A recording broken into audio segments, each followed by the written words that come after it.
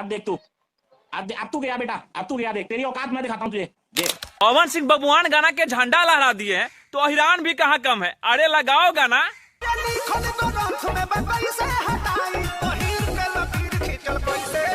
कैसा कैसा जो कलकार जातिवाद से स्टार बना है वो कैसे अपने जात को पीछे छोड़ सकता है।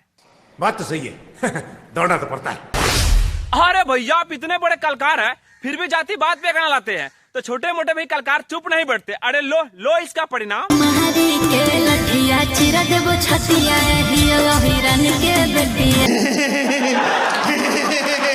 तुम्हें शर्म है? कुछ शर्म आया है?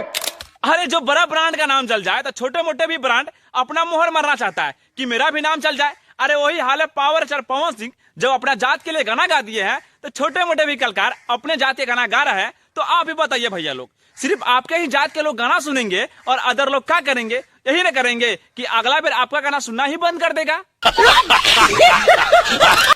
हाँ तो आप लोग सही गाना गाते रहिए, कोई अहिरान का बेटी बन जाए तो कोई किसी का बेटा बन जाए। अरे इसी से तो भोजपुरी का नाम होगा। टुनटुन यादव हमेशा गाएगा गाना, जो मुझे अच्छा लगेगा मैं हमेशा गाऊंगा। और फोन भैया का दोनों लोग का गाना, प्रमोद भैया का और इनका सब लोग का। आपको एक बबुआन गाना से सिर्फ भोजपुरी में जातिवाद ही जातिवाद चल रहा है। अपने जात के लोग सिर्फ गाना गा रहा है तो अदर जात के लोग गाना सुनना बंद कर देगा, तब क्या होगा भोजपुरी के हाल।